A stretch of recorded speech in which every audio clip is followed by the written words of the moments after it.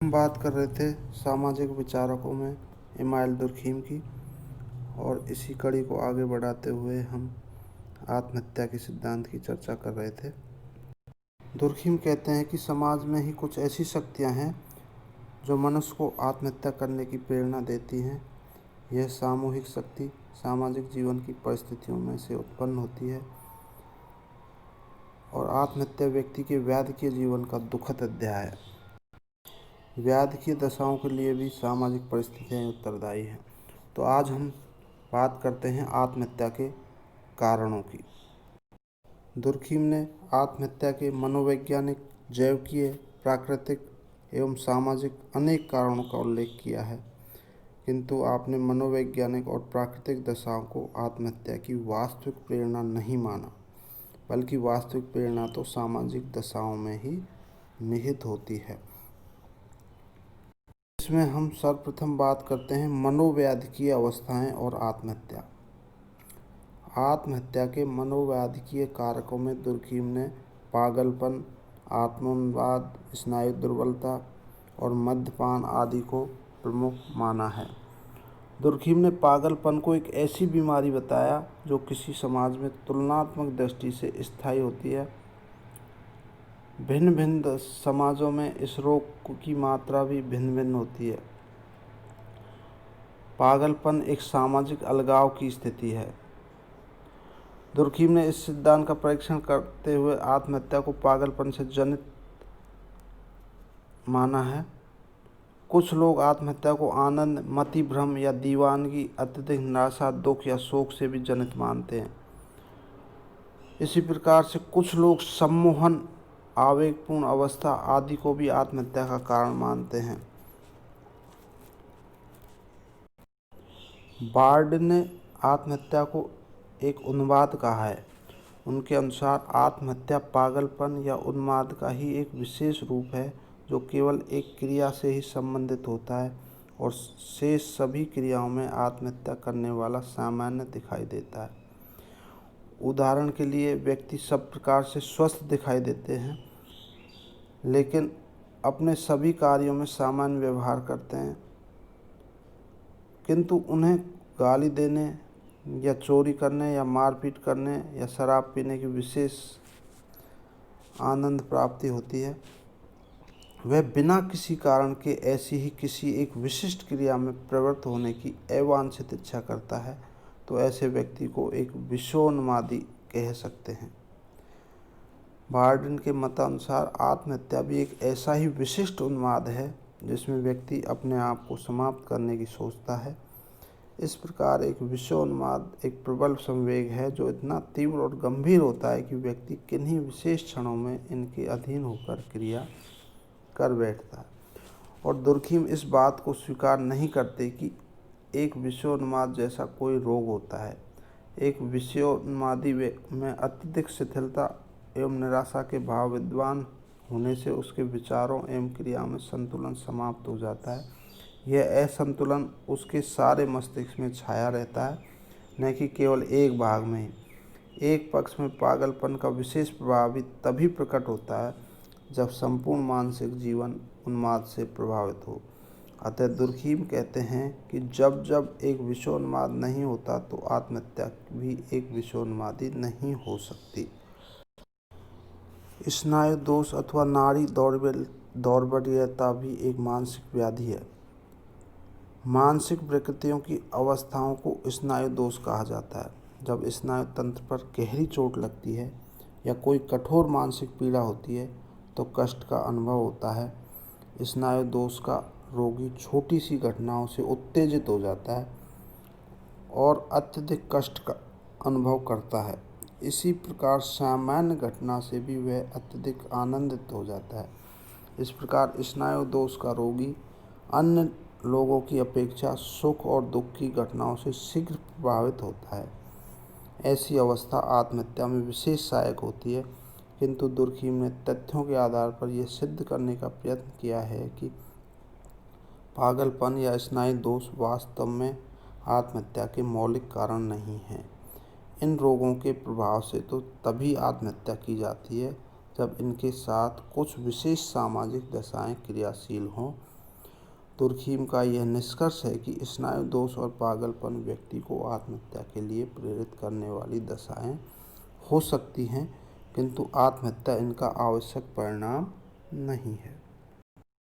कुछ लोग मद्यपान को भी आत्महत्या का कारण मानते हैं। मद्यपान को पागलपन का ही एक रूप कहा जा सकता है। शराब पिए हुए व्यक्ति का मानसिक संतुलन नहीं रहता, अतः वह आत्महत्या कर बैठता है। किंतु दुर्खीम ने फ्रांस में आत्महत्याओं की संख्या तथा मद्यपान के अपराधियों की संख्या के तुलनात्मक विश्लेषण के आधार पर यह स्पष्ट करने का प्रयत्न किया है कि इन दोनों में कोई सहसंबंध नहीं है। फ्रांस के जिन प्रदेशों में शराब का अधिक सेवन किया जाता है, उन प्रदेशों की तुलना में अन्य प्रदेशों में आत्महत्या की दर अधिक है। शराब सबसे अधिक पी जाती है, उस स्थान पर आत्महत्याएं कम होती हैं। जर्मनी के दक्षिण प्रांत में शराब सबसे कम पी जाती है और वहाँ आत्महत्या की दर भी कम है। इसका कारण है वहाँ कैथोलिक समुदाय के लोग अधिक हैं, जिनमें आत्महत्या के प्रति झुकाव कम है। अतः मद्यपान को आत्महत्या का कारण नहीं मान सकते। दूसरा आता है मनोजैविकीय कारक और आत्महत्या। आत्महत्या के असामाजिक कारकों में मानसिक व्याधियों के अतिरिक्त कुछ अन्य सामान्य मानसिक अवस्थाएं भी महत्वपूर्ण हैं। मनुष्य की शारीरिक तथा मानसिक रचना ही ऐसी हो सकती है कि वह आत्महत्या को प्रोत्साहन दे। तो इसमें प्रजाति एवं आत्महत्या में सहसंबंध बताने का प्रयास किया है। दुर्खीम ने प्रजाति को परिभाषित किया है कि प्रजाति आधुनिक अर्थ में उन व्यक्तियों का समूह है जो सामान्य लक्षणों से युक्त है। ये सामान्य लक्षण यौन संबंधों के द्वारा पैतृकता से प्राप्त होते हैं।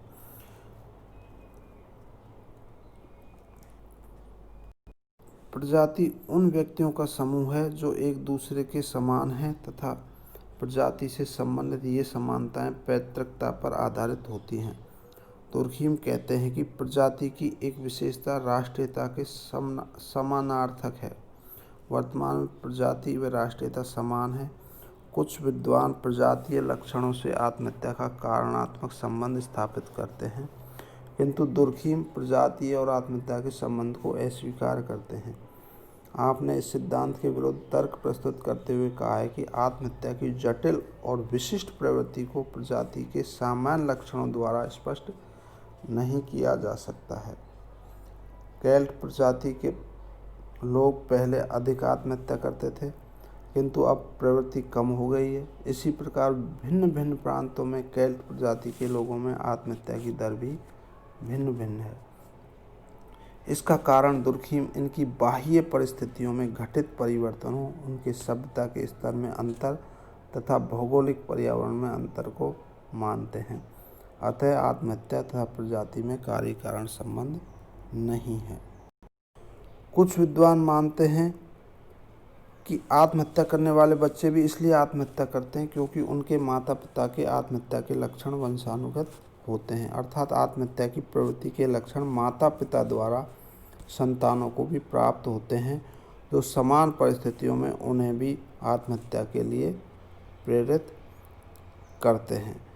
गाल तथा एस्किवरोल नामक विद्वानों ने इसे सिद्ध करने के लिए कुछ उदाहरण दिए हैं। गाल के अनुसार पेरिस के एक धनी जमींदार ने आत्महत्या की और उसके 7 बच्चों ने भी ऐसा ही किया।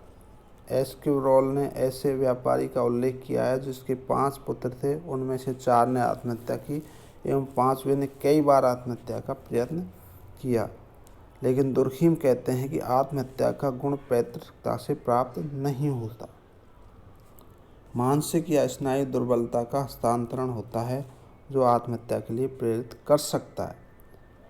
वे लिखते हैं कि यदि कोई अभागा जिसके परिवार में पागल और आत्महत्यारे दोनों थे आत्महत्या कर लेता है, तो वह इसलिए आत्महत्या नहीं करता कि उसके माता पिता ने भी ऐसा किया था, वरन इसलिए कि वो पागल थे।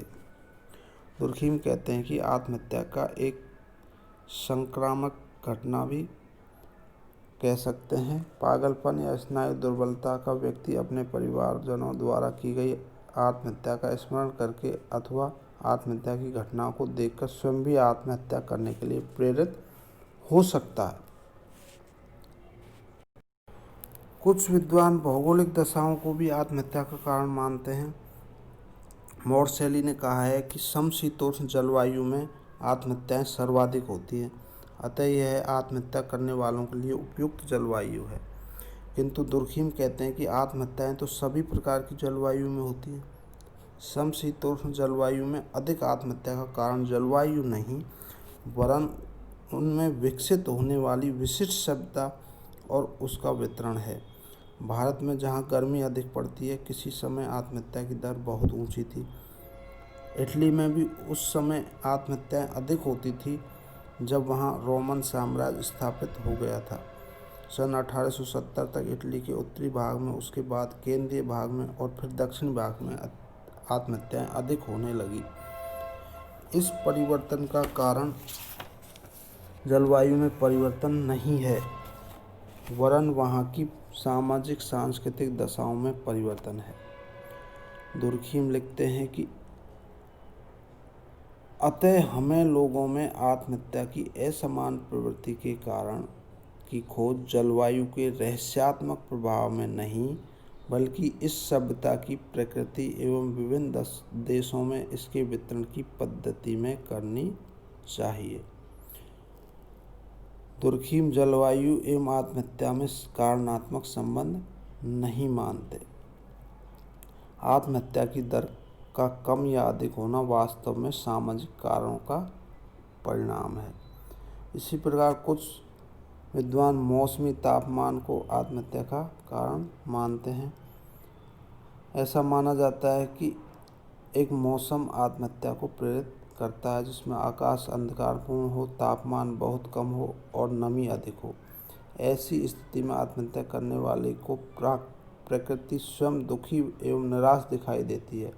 निराशा से भरे वातावरण व्यक्ति के मन में विषाद उत्पन्न करता है और वह अपने जीवन लीला समाप्त कर लेता है। मॉन्टेस्क्यू ने आत्महत्या का ऋतु के साथ संबंध जोड़ा है। उनके अनुसार ठंडे देशों और पतझड़ के मौसम में सर्वाधिक आत्महत्याएं होती हैं, किंतु दुर्खिम कहते हैं कि अधिकतम आत्महत्याएं न तो सर्दियों में होती हैं न पतझड़ में, वरन मधुर मौसम में होती हैं। तब प्रकृति सर्वाधिक मुस्कुराती है और तापमान सर्वाधिक सौम्य होता है। दुर्खिम तापमान और मौसम को आत्महत्या के लिए प्रत्यक्ष रूप से उत्तरदायी नहीं मानते।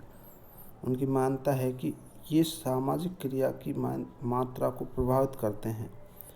सामाजिक क्रिया में होने वाला परिवर्तन वास्तव में आत्महत्या की दर में अंतर के लिए उत्तरदायी है। इस बात की पुष्टि करने के लिए दिन, सप्ताह और महीने की अवधि की लंबाई का आत्महत्या के साथ संबंध दर्शाया है। दिन की लंबाई घटने के साथ साथ आत्महत्या की दर घटती बढ़ती है, क्योंकि अधिकतर आत्महत्याएं दिन में होती हैं। दिन में सामाजिक क्रिया बढ़ जाती है, अतः आत्महत्याएं अधिक होती हैं। रात्रि में विश्राम का समय होता है और जीवन निष्क्रिय हो जाता है, अतः आत्महत्याएं कम होती हैं। इसी प्रकार से शुक्रवार, शनिवार और रविवार को भी अन्य दिनों की अपेक्षा आत्महत्याएं कम होती हैं, क्योंकि इन दिनों सामाजिक क्रिया में शिथिलता आ जाती है। इसी प्रकार सर्दी में गाँव में अंतःक्रिया शिथिल हो जाती है और गर्मी में तीव्र, इसलिए जून जुलाई में आत्महत्या की दर अगस्त की तुलना में अधिक होती है। नगरों में बसंत और ग्रीष्म काल में आत्महत्याएं अधिक होती हैं। प्रकाश व अन्य प्रकार की सुविधाएं नगरों में सामाजिक क्रिया को बहुत अधिक शिथिल नहीं होने देती।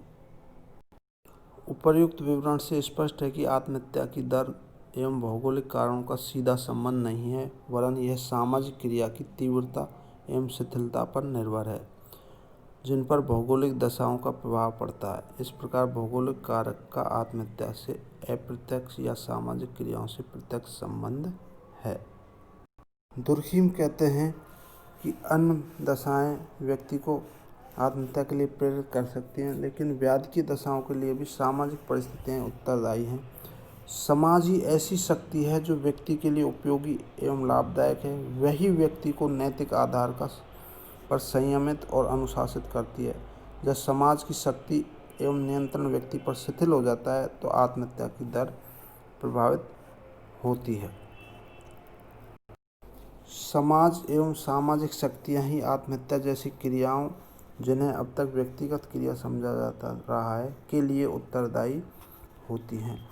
तो दुर्कहीम के अनुसार कहीं न कहीं किसी भी न किसी रूप में समाज ही आत्महत्या के लिए उत्तरदायी होता है। समाज द्वारा ऐसी सामाजिक परिस्थितियाँ उत्पन्न की जाती हैं जिसके कारण व्यक्ति आत्महत्या कर लेता है।